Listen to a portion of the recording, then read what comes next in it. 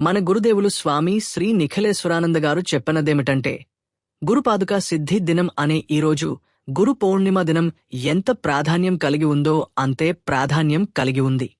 స్వయంగా గురుదేవ సచ్చిదానందజీ ఒక అత్యంత ముఖ్యమైన విషయం చెప్పారు. చాలా అరుదైన అదృష్టవంతులే తమ హృదయంలో గురువును స్థాపించగలుగుతారు. చాలా కొద్దిమంది వ్యక్తులకే తమ ఆలోచన, ధ్యానం, సాధన, మననం, కుండలిని జాగరణం లేదా పూర్వజన్మ పుణ్యఫల ప్రభావం ద్వారా ఆ గురుదేవుని తమ హృదయంలో స్థాపించి స్థానం ఇవ్వగలుగుతారు. ఎవరి ముందు మొత్తం ప్రపంచం నమస్కారముగా వంగిపోతుందో, వారికి నమనయుక్తంగా మారిపోతుందో అటువంటి గురుదేవుని గురించి నేను నా ప్రవచనాల్లో అరుదుగా మాట్లాడుతాను. ఎందుకంటే వారు అత్యంత ఉన్నతమైన దివ్య వ్యక్తిత్వం. బహుశా నా పెదవులు అంత ఉన్నతమైన దివ్యపదాలను సరిగ్గా పలకలేవు. అందుకే నేను కొన్నిసార్లు మాత్రమే నా పెదవులపై ఆ పదాలను జపిస్తాను. వారు ఒక అత్యంత ముఖ్యమైన విషయం చెప్పారు. గురువు అనేది చూపించదగిన వస్తువు కాదు, చూడడానికి ఉండే రూపం కాదు. గురువు అనేది ఒక తేజపుంజం. శరీరం ఎంత అందంగా, బలంగా, శక్తివంతంగా, సంపన్నంగా, ఐశ్వర్యవంతంగా ఉన్నా ప్రాణం ఉన్నంతవరకే దానికి విలువ ఉంటుంది. ప్రాణం లేకపోతే ఆ శరీరం వ్యర్థం. దాని ఐశ్వర్యం, ధనం, తపస్సు, సౌందర్యం అన్నీ వ్యర్థం. మనం గర్వించే ప్రతిదీ, రూపం, యోగం, సౌందర్యం, ధనం, అహంకారం అన్నీ చివరికి నశ్వరమైపోతాయి. ఎందుకంటే అందులో ప్రాణం ఉండదు. అలాగే ఈ జీవితం కూడా గురువు లేకపోతే ప్రాణం లేని దేహంలా జీవించి ఉన్నట్టే ఉంటుంది కాని నిజంగా జీవం ఉండదు. మనిషి జీవించి ఉన్నట్టే ఉన్నా అతనికి జ్ఞానం లేదు, లక్ష్యం లేదు. అతని జీవితం ప్రాణం లేని శరీరం లాంటిది. అందులో చైతన్యం లేదు, ఉత్సాహం లేదు, ఆనందం లేదు, తరంగం లేదు. ఎందుకంటే అతను తన హృదయంలో గురువును పూర్తిగా స్థాపించుకోవడం అనే కళను నేర్చుకోలేదు. గురువు అంటే సాధారణ వ్యక్తి కాదు, ఎవరో బోధిస్తున్న వ్యక్తి కాదు, ఆయనను ప్రేమించగలిగే వస్తువు కాదు, కనిపించే రూపము కాదు, తాకగలిగే పదార్థమూ కాదు. ఆయనను మన హృదయంలోనే నిలపాలి. ప్రాణాన్ని ఎవరూ చూడలేదు, ఎవరూ తాకలేదు, కాని అందరికి తెలుసు, ప్రాణం లేకపోతే జీవం ఉండదు. మనకు ఇది అర్థం కాకపోతే మనం కదులుతున్నట్టే ఉంటాం. ఒకసారి ధనానికి, మరొకసారి భార్యకు, మరొకసారి ఐశ్వర్యానికి, రూపానికి, యోగ్యత్వానికి, ఉద్యోగానికి, వ్యాపారానికి ఇలా పరిగెడుతూనే ఉంటాం. మన మృతదేహాన్ని మనమే మన భుజాలపై మోస్తూ చితికి తీసుకెళ్తున్నట్టే ఉంటుంది. అక్కడ 4 మంది తీసుకెళ్తారు, ఇక్కడ మనమే మనను మోస్తున్నాం. ఇది మారవచ్చు ఎప్పుడు అంటే, మనలోని ప్రాణతత్వాన్ని, ఆ చైతన్యాన్ని మేల్కొలిపితే, ఆ గురువును మన హృదయంలో స్థాపించగలిగితే. ఆ గురువును స్థాపించడానికి ప్రార్థన అవసరం లేదు, స్తోత్రం అవసరం లేదు, మంత్రం అవసరం లేదు. గురువు సుగంధం లాంటివారు. దానిని చూడలేం కాని అనుభవించగలము. గురువు కూడా అలాగే ఎల్లప్పుడూ మన చుట్టూ పరిమళమై తేలుతుంటారు. ఆ పరిమళాన్ని మనం మనలో గ్రహించినప్పుడు మనలో చైతన్యం జాగృతమవుతుంది. ఎవరైనా మన కళ్ళు, ముక్కు, నోరు మూసేస్తే 5 నిమిషాల్లోనే మనిషి చనిపోతాడు. ఎందుకంటే ప్రాణవాయువు వెళ్లడం ఆగిపోతుంది. అలాగే మన జీవితంలో గురువు యొక్క శ్వాస, సుగంధం, చైతన్యం లేకపోతే మనము కేవలం శరీరాలు మాత్రమే, జీవం కాదు. గురువు యొక్క శ్వాసను చూడలేము, మన కళ్లతో ఆయనను పూర్తిగా గ్రహించలేము. ఎందుకంటే గురువు స్వయంగా బ్రహ్మతత్వం. అయినా ఆయన మాయ విస్తారం చేస్తూనే ఉంటారు. ఎక్కడ బ్రహ్మ ఉన్నాడో అక్కడ మాయ ఉంటుంది. ఆ మాయ లేకపోతే వేలాది శిష్యులు 24 గంటలు ఆయన పాదాలను పట్టుకుని కూర్చుంటారు. ఒక క్షణం వారికి అర్థమైతే గురువును హృదయంలో స్థాపించాలి, ఆ క్షణం నుండి వారు దూరంగా ఉండలేరు. తమ కన్నీటితో ఆయన పాదాలను కడుగుతారు. వారి హృదయంలో ఇంకెవరూ స్థానం పొందలేరు. ఇంకా ఏ భావనకు చోటు ఉండదు. ఎలా మనం ఆక్సిజన్ లేక జీవించలేమో అలానే శిష్యుడు గురువు లేక జీవించలేడు. అతని హృదయంలో ఎల్లప్పుడూ ఒక చటపటాహట, ఒక వేదన, ఒక తపన వినిపిస్తూనే ఉంటుంది. ఆ తపన కలిగినవారే నిజమైన అదృష్టవంతులు. భక్తి కూడా పూలతో, హారాలతో కాదు, కేవలం కన్నీటి బిందువులతోనే సాధ్యమవుతుంది. కన్నీరు రావడం అంటే హృదయంలో వేదన పుట్టడం, ఒక ఖాళీ అనిపించడం, ఒక పరిమళం మన దగ్గరికి వచ్చి మళ్లీ దూరం అవడం లాంటిది. ఆ పరిమళం, ఆ గురువు సుగంధం మన ప్రాణాల్లో నిండినప్పుడు మాత్రమే మన జీవితం సంపూర్ణమవుతుంది. లేకపోతే మనం జీవించి ఉన్నట్టే ఉన్నా మనమే మన శరీరాన్ని మన భుజాలపై మోస్తూ ఉంటాం. వేలాది మంది అలాగే తమ జీవితాన్ని మోస్తున్నారు. ఒకరోజు పడిపోతారు. ఇతరులు వచ్చి వారిని ఎత్తి చితికి తీసుకెళ్తారు. వారి ముఖంలో చిరునవ్వు లేదు, ఆనందం లేదు. ఎందుకంటే వారు గురువును ఇంకా గుర్తించలేదు. గురువును గుర్తించడానికి మాయ యొక్క ఆవరణాన్ని తొలగించాలి. గురువు మాయలతో ఉంటాడు. ఎందుకంటే జీవించి ఉండాలి, తన ఉనికిని నిలబెట్టుకోవాలి. ఊహించండి, 1,00,000 సన్యాసులను నేను పిలిచి ఇక్కడికి రావద్దు అంటే వారు ఒక్క క్షణం కూడా దూరంగా ఉండలేరు. ఆశువులతో పాదాలను తడుపుతారు, ఏడుస్తారు, వేడుకుంటారు. కేవలం ఒక క్షణం దూరమవ్వడాన్ని కూడా సహించలేరు. ఎందుకంటే వారి హృదయం గురువు తపనతో బంధించబడి ఉంటుంది. నేను అర్థం చేసుకుంటున్నాను. ఎంత వియోగంలో, ఎంత వేదనలో మీరు రోజులు గడుపుతున్నారో నాకు తెలుసు. మీ హృదయంలో ఎలాంటి తపన, ఎలాంటి చటపటాహట ఉందో దాన్ని నేను బాగా తెలుసు. నేను జాగ్రత్తగా ఉంటూ శిష్యులను చూస్తున్నప్పుడు వారి కన్నీళ్లు ఎలా ప్రవహిస్తున్నాయో దాన్ని కూడా నేను ఇక్కడ నుంచే చూస్తున్నాను. కాని అయినప్పటికీ నాకు వారి ముందు దృఢంగా ఉండాల్సిందే. ఎందుకంటే నా మరొక కర్తవ్యం ఒక గుహ శిష్యుని పట్ల కూడా ఉంది. నిశ్చయంగా చెప్పగలను, ఆంతరంగికత, లోతు, ఆధ్యాత్మిక ఉన్నతత అది శిష్యులలో ఉంటుంది. కాని గుహస్థులలో అంత సులభంగా రాదు. రావచ్చు. ఎప్పుడు అంటే హృదయం తెరచుకున్నప్పుడు. హృదయ పుష్పం వికసించినప్పుడు మాత్రమే దానిపై బ్రహ్మ స్థాపితుడు అవుతాడు. విష్ణువు నాభి నుండి కమలం పుట్టింది, అది వికసించింది, దానిపై బ్రహ్మదేవుడు ప్రాకట్యమయ్యాడు. అందుకే చెప్పబడింది, గురు బ్రహ్మ, గురు విష్ణు, గురుదేవో మహేశ్వరః. నీ హృదయ కమలం వికసించినప్పుడే గురువు స్థాపితమవుతాడు. నీ హృదయ ద్వారాలు మూసుకుపోయి ఉంటే గురువు ఎలా వస్తారు? హృదయంలో వేదన, తపన, తపస్సు లేకపోతే అప్పుడు నువ్వు మళ్లీ మాయలో చిక్కిపోతావు. అదే మాయలో నుంచి తిరిగి వస్తూ నాకు తెలుసు నువ్వు మళ్లీ ఆ మాయలో బంధింపబడతావు. అందుకే నేను నిన్ను చూస్తూనే ఉంటాను. ఎందుకంటే నీలో ఆంతరంగిక వేదన, ఆ తపన పుడితే నువ్వు దూరంగా ఉండలేవు. నేను నీ కన్నీళ్లు కూడా చూడలేను. అందుకే కొన్నిసార్లు పిల్లలతో నేను పిల్లవాడిలా మారిపోతాను, వృద్ధులతో వృద్ధుడిలా మారిపోతాను, శిష్యులతో గురువులా ఉంటాను, మిత్రులతో మిత్రుడిలా ఉంటాను, కుటుంబంతో కుటుంబ సభ్యుడిలా ఉంటాను, కొడుకుతో తండ్రిలా మారిపోతాను. ప్రతి ఒక్కరూ అనుకుంటారు, ఇతను నావాడే, నా ఏ శిష్యుని అడిగినా చెబుతాడు, గురువు నాకు ఎక్కువ ప్రేమ చూపిస్తారు. ప్రతి ఒక్కరూ అలాగే అనుకుంటారు. కాని నేను కేవలం ప్రేమ పంచుతున్నాను. ఇది నా వైపు నుండి ఇవ్వడమే. మీ వైపు నుండి నాకు కావలసింది ఒక వేదన, ఒక ఉచ్ఛ్వాసం, ఒక తపన. గురువు లేక మనం ఉండలేం అన్న భావన.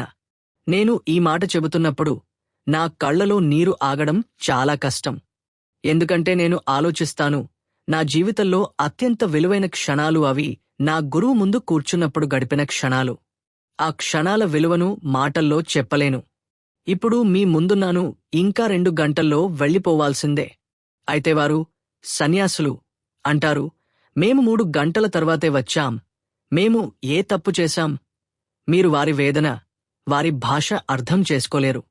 వారి ఆత్మస్పర్శ, వారి భక్తి విలువ మీరు అర్థం చేసుకోలేరు. అందుకే గురుపాద పూజ అనే ఆచారం ఉంచబడింది. ఎందుకంటే మీరు మీ హృదయంలో గురువును స్థాపించలేకపోతే కనీసం మీ ఇంటిలో ఆయన పాదాలను స్థాపించండి. ఆ పాదుకలు మీ ఇంటిలో ఉంటే ఎప్పుడో ఒకరోజు గురువు స్వయంగా కూడా మీ ఇంటికి వస్తారు. అందుకే ముందు ఆయన పాదాలను పంపుతారు. పాదుకలు స్థాపించినప్పుడు కొంత భక్తి, కొంత వేదన, కొంత తపన పుడుతుంది. కొన్ని క్షణాలు అలా వస్తాయి. అందులో మీరు కేవలం గురువుతోనే మాట్లాడుతారు. దూరం, గ్యాప్, లోకం అవి అసలు అడ్డంకులు కావు. కనుక మనం కన్నులు మూసుకుని మన హృదయంలో ఉన్న గురువుతో మాట్లాడితే అది నిజమైన సాన్నిధ్యం అవుతుంది. జీవితానికి విలువ, అసలు మూలం అదే. ఆనందాన్ని మాత్రమే అనుభవించగలడు ఆనందంలో స్థితుడైనవాడు. కాలువలోని పురుగు రోజా పువ్వు సువాసనను అనుభవించలేడు. కాలువ పురుగుకు రోజా పువ్వు విలువే తెలియదు. రోజా పువ్వు ఎంత విలువైనది, ఎంత సుగంధమేమైందో అది తెలిసేది సువాసనను ఆస్వాదించగలవారికే. ప్రీతి, ఆ ప్రేమ నాకు కూడా మీ దగ్గర నుంచి అంతగా తిరిగి రావడం లేదు. ఎందుకంటే మీరు మీ కర్మలకు బంధితులు, మీ జీవితపు ఆలోచనలకు బంధితులు. అప్పుడు నేను మిమ్మల్ని పిలుస్తాను, ఎప్పుడు లేఖల ద్వారా, ఎప్పుడు శిబిరాల ద్వారా, ఎప్పుడు సాధనల ద్వారా, ఎప్పుడు పత్రికల ద్వారా. తర్వాత మీరు పరుగెత్తుకుంటూ వస్తారు. తర్వాత నేను మిమ్మల్ని నా హృదయానికి అణచి పట్టుకుంటాను, నా దగ్గర కూర్చోబెడతాను. మీ స్వభావం ఎలా ఉన్నా అలాగే మాట్లాడుతాను. ఒక నిరాశతో నిండిన ముఖం మీరు తీసుకువస్తారు. నేను మౌనంగా ఉంటాను. ఎందుకంటే ఆ క్షణాల్లో కొన్ని క్షణాలు నా సుగంధంలో మీరు లీనమవుతారు.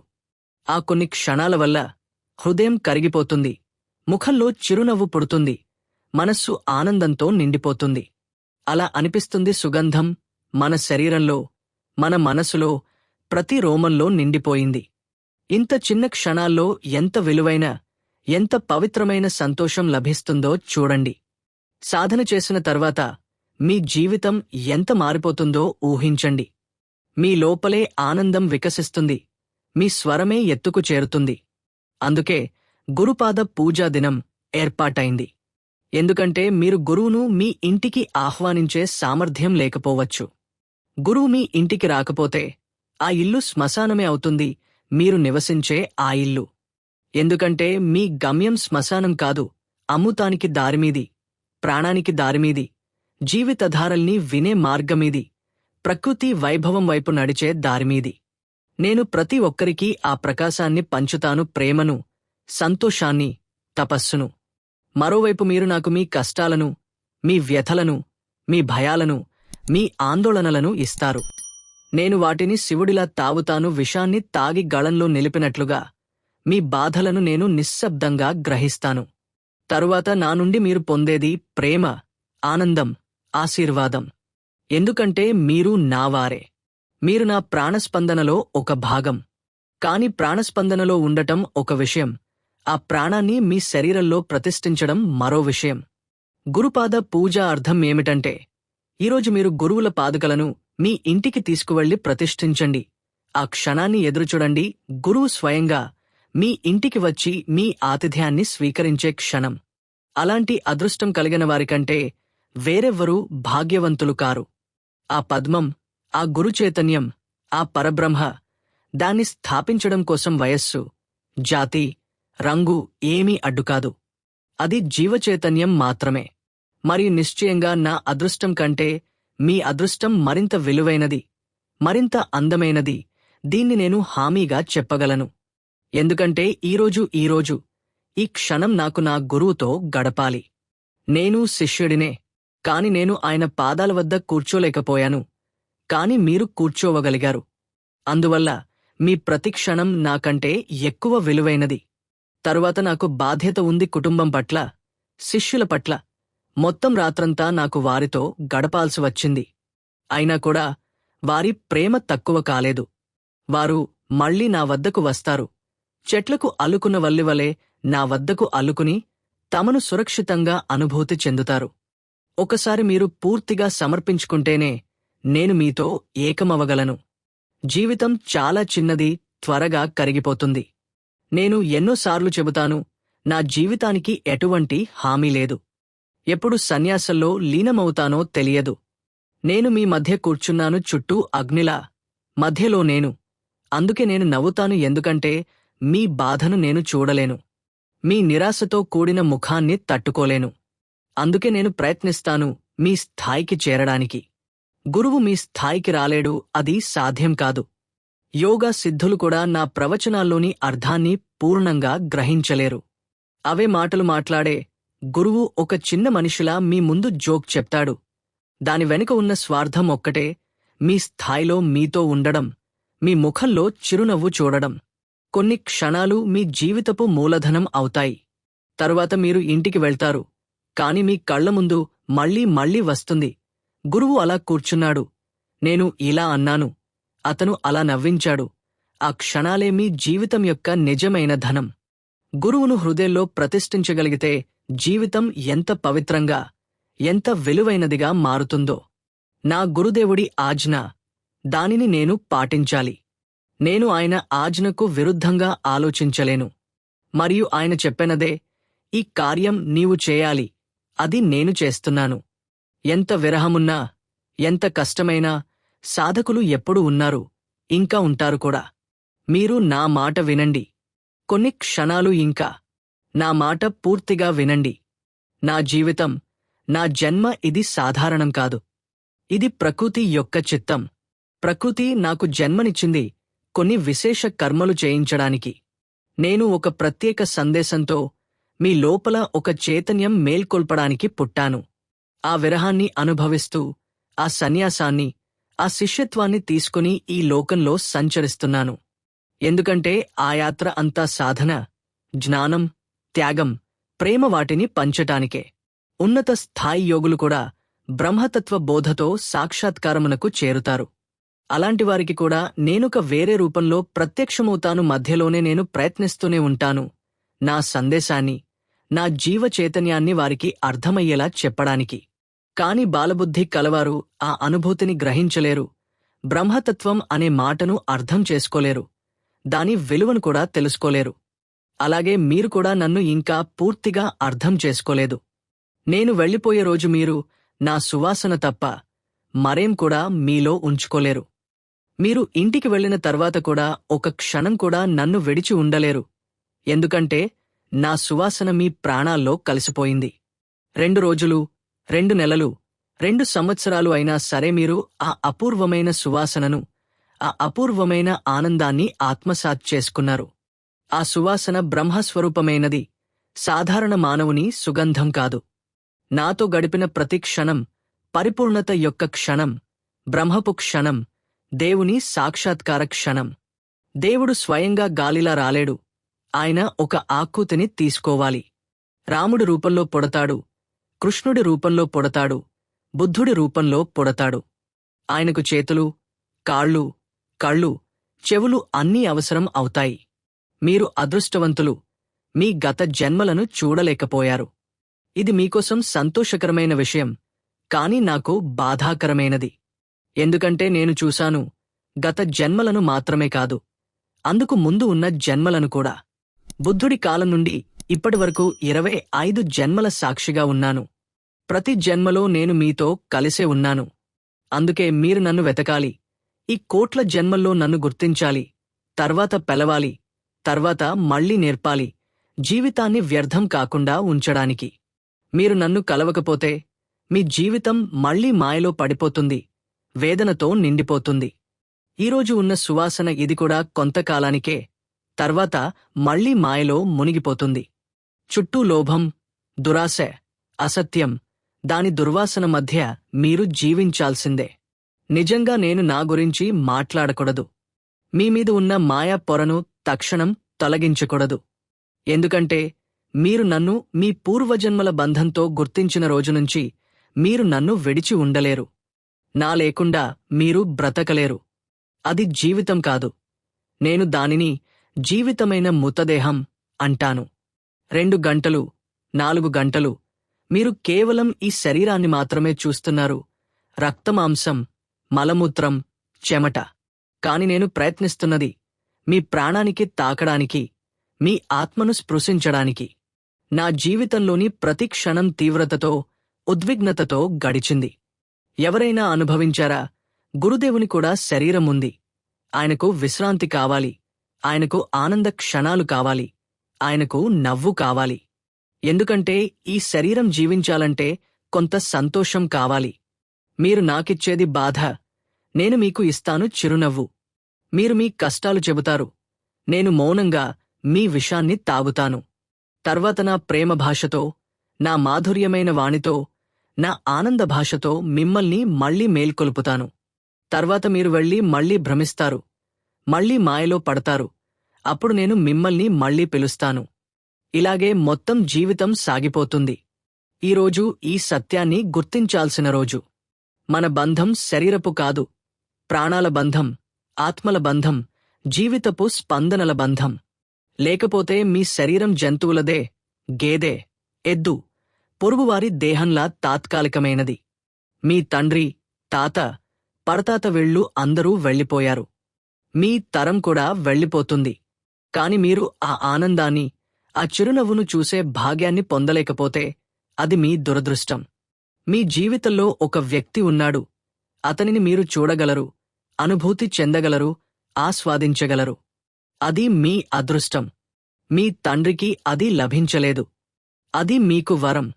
మీరు గంగానది ఒడ్డున కూర్చుని దాహంతో ఉంటే దానికి గంగ తప్పు కాదు. సూర్యుడి కాంతి ముందు కళ్లను మూసుకుంటే దానికి సూర్యుడికి తప్పులేదు. సువాసన ఉంది, కాని మీరు ముక్కు మూసుకుంటే దానిలో నా తప్పులేదు. అప్పుడు నేను ఏమి చేయగలను? మీకు దెబ్బతీయాలా? అది నా ధర్మం కాదు. కాని మీరు మళ్లీ మాయలోకి వెళ్తారు, హృదయ ద్వారాలు మూసేస్తారు. ప్రతిసారి నేను గుర్తుచేస్తాను, మన బంధం శాశ్వతమైనది. దాన్ని మీరు మరచిపోలేరు, తుడిచిపెట్టలేరు. కాని ఇది ఎప్పటివరకు? ఎప్పుడు ఆ క్షణం వస్తుంది, మీ కళ్లలో కన్నీళ్లు మెరుస్తాయో, గళం ఆగిపోతుందో, గురు అన్నప్పుడు మీ ముందే గురువు ప్రత్యక్షమవుతాడో, ఎప్పుడు ఆ క్షణం వస్తుంది, మీరు పరమానందంలో తేలుతారు, నృత్యం చేస్తారు, ఆనందంలో మునిగిపోతారు. ఎప్పుడు మీరు ఆ మదిర తాగుతారు, తమలోని చైతన్యం మత్తుగా మారేంతవరకు? ఎప్పుడు ఆ క్షణం వస్తుంది? ఏ జన్మలో వస్తుంది? నా ద్వారా కూడా అది రాకపోతే అప్పుడు నాకు ఈ లోకంలో ఆనందం లేదు. నేను మీ వద్ద ఏమీ కోరను. మీ వద్ద నాకు ఇవ్వడానికి ఏమీ లేదు. మీ దగ్గర కావలసింది ఒక్కటే, మీ హృదయం, మీ నవ్వు, మీ ప్రేమ. నాకు కావలసింది మీలో ఒక ఉత్కంఠ, ఒక ఆరాటం, ఒక తపన. ఎందుకంటే విరహమే జీవితంలోని అత్యంత మధురమైన సంగీతం. ఆ విరహ సంగీతాన్ని ఎవరు వినగలరో వారికి సమానమైనవారు లేరు. మీరు ఒంటరిగా కూర్చుని ఆరాటంలో మునిగితే మీ ముందు బ్రహ్మతత్వం తేలిపోతుంది. ఆ క్షణాల్లో మీరు ఈ లోకాన్ని మరిచిపోతారు. అలాంటి క్షణాలే అత్యంత విలువైనవి. అందుకే ఈ గురుపాద పూజా దినాన నేను 2 చేతులు చాపి మీరు నా హృదయానికి అణచుకుందామనుకుంటున్నాను. నా సుగంధాన్ని మీలో ప్రవహింపజేయాలనుకుంటున్నాను. నా చైతన్యాన్ని మీలో నింపాలనుకుంటున్నాను. కాని మీరు ఇంకా దూరంగా నిల్చున్నారు. నేను మిమ్మల్ని పలవగలను, మిమ్మల్ని అర్థం చేయగలను, కాని మీకోసం అనుభవించలేను. మీ జీవితాన్ని విలువైనదిగా చేయండి. గురువును మీ హృదయంలో ప్రతిష్ఠించండి. ఆ క్షణాల్లో మీరు కళ్లను మూసి గురువును ముందుంచగలరు. కన్నీటి జలాలతో ఆయన పాదాలను స్నానింపజేయగలరు. అప్పుడు మీరు నిజంగా గ్రహిస్తారు, ఒక వ్యక్తిత్వం ఉంది, 1000 రూపాలతో, 1000 రంగులతో. ఒక క్షణంలో ఒక రూపం, తరువాత మరో రూపం, మరుసటి క్షణంలో మరొకటి. ఆఫీసులో ఉన్నప్పుడు వేరే రూపం, యంత్రం దగ్గర ఉన్నప్పుడు వేరే స్వరం, ప్రవచనమిస్తున్నప్పుడు వేరే ఆవేశం. ఒక మనిషి 1000 జీవితాలు గడపలేడు, కాని కృష్ణుడు గడిపాడు. రాధ చెబుతుంది, కృష్ణుడు నావాడే. గోపికలు అంటారు, ఆయన నావాడే. యశోద అంటుంది, నువ్వు నా కొడుకు. కంసుడు కూడా గుర్తు చేసుకుంటాడు. ఉద్ధవుడు, రుక్మిణి అందరూ కృష్ణుడిని తమవాడిగా అనుకున్నారు. కృష్ణుడు ప్రతి ఒక్కరి వద్ద తమ తాలూకు రూపంలో ఉన్నాడు. అర్జునుడితో యుద్ధరూపంలో, రాధతో ప్రేమ రూపంలో. అర్జునుడికి ప్రేమ తెలియదు, రాధకి యుద్ధం తెలియదు. ఎందుకంటే కృష్ణుడు తన రూపాన్ని మార్చగలడు. నేను నిన్ను పవిత్రమైన మాటలతో పిలుస్తున్నాను. నా హృదయ ద్వారాలు తెరిచి పిలుస్తున్నాను. 2 చేతులు విస్తరించి పిలుస్తున్నాను. ఎందుకంటే సమయం చాలా తక్కువగా మిగిలి ఉంది, మరియు గమ్యం చాలా దూరంలో ఉంది. ఇలా కాకూడదు. నీ కాళ్ళు అలసిపోవు, నీ దారి మారిపోకూడదు, మన మధ్య దూరం రావద్దు. నాకు తెలుసు, నువ్వు ఇంటికి వెళ్లిన తర్వాత ఎంత ప్రయత్నించినా నన్ను పలవలేవు, నీ మనసుతో పలవలేవు. అది నీ బలహీనత కావచ్చు, నీ పరిస్థితులు అలా చేయకపోవచ్చు. కాని నిజమైన మనిషి అంటే ఆ అడ్డంకులను తన్నేసి నిలబడగలవాడు. నేను నిన్ను వదిలిపెట్టలేను, ఎందుకంటే నా ప్రాణం అనే నూనెను అర్పిస్తూ ఆ వెలుగును వెలిగించాను. నా ఆనందాన్ని నీ ముఖంలో నింపాను, నీ దుఃఖాలను నా ముఖంతో కడిగేశాను. ఇది నా కర్తవ్యం, నీకు ప్రేమ ఇవ్వడం, నీకు ఆత్మీయత ఇవ్వడం, నీకు నా అంతరంగాన్ని సమర్పించడం. నిజమైనవారు మాత్రమే నా సమీపంలో దాని అనుభూతిని పొందగలరు. ఈరోజు నేను నీకు పంపుతున్న ఈ సందేశం, నీవు ఎంత భక్తితో ఉన్నావో అంతే స్థాయిలో గురుదేవుని దేహం కూడా నీ వద్దకు వస్తుంది. నీ హృదయంలో గురువును మాత్రమే నిలపగలవు. నేను నా సద్గురుదేవుని ప్రార్థిస్తున్నాను, నీ అంతరంలో ఒక జ్వాల పొడవాలి, ఒక ఆవేశం పొడవాలి, ఒక ఆనంద తరంగం నీ దగ్గరకు రావాలి. నీవు ఉల్లాసంతో నిండిపోవాలి. ఆనంద నృత్యం చేయాలి. ఆత్మముగ్ధతలో మునగాలి. ఇది అత్యంత భావభరితమైన రోజు. నీ కన్నీళ్లు, నీ గళంలో తడిమే స్వరం, నీ హృదయపు ఆవేశం ఇవి సాక్ష్యం చెబుతున్నాయి నీవు నా వాడివని, నా ప్రాణాలతో అనుసంధానమే ఉన్నావని. విడిపోవడం వల్ల నీకు కలిగే బాధ అదే నాకు మరింతగా ఉంది. నీ కన్నీళ్లు బయటకు వస్తాయి.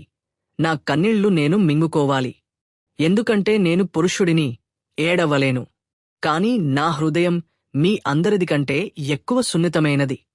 మీ అందరికంటే ఎక్కువ భావోద్వేగముగాను, మీ అందరికంటే ఎక్కువగా మిమ్మల్ని గుర్తుచేసుకుంటాను.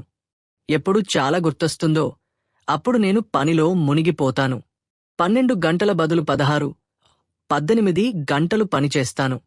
కారణం నీ జ్ఞాపకాలలో మునగకుండా ఉండటం. కాని ప్రతిక్షణం నీ రూపం నా హృదయంలో ఉంది. నేను మిమ్మల్ని ఎంతో ప్రేమిస్తున్నాను, జీవితం కన్నా ఎక్కువగా. జీవిత సంధ్య సమయంలో మన అనుబంధం కోల్పోకూడదు. నా చేతి నుండి నీ వేలు జారిపోకూడదు. ఎందుకంటే మిలనం ఉన్నచోట విడిపోవడం ఉంటుంది. స్నేహం ఉన్నచోట వేదన ఉంటుంది. అది ఎవరు నివారించలేరు. కొన్ని క్షణాలు అంత బాధాకరంగా ఉంటాయి. నా మాటలు నా హృదయ సంగీతాన్ని, నా ఆవేదనను పూర్తిగా చెప్పలేవు. మీరు మీ కన్నీళ్లతో దుఃఖాన్ని బయటకు తెస్తారు. నేను దానిని లోపల మింగుకోవాలి. అంతే చెప్పగలను. నేను మిమ్మల్ని చాలా చాలా ప్రేమిస్తున్నాను. మీరింకా ఛానల్ని సబ్స్క్రైబ్ చేసుకోకుంటే సబ్స్క్రైబ్ చేయండి. అలాగే బెల్ ఐకాన్ మీద క్లిక్ చేయండి. మీకు వీడియో నచ్చినట్టయితే లైక్ బటన్ ప్రెస్ చేయండి. అలాగే షేర్ చేయండి. Thank you.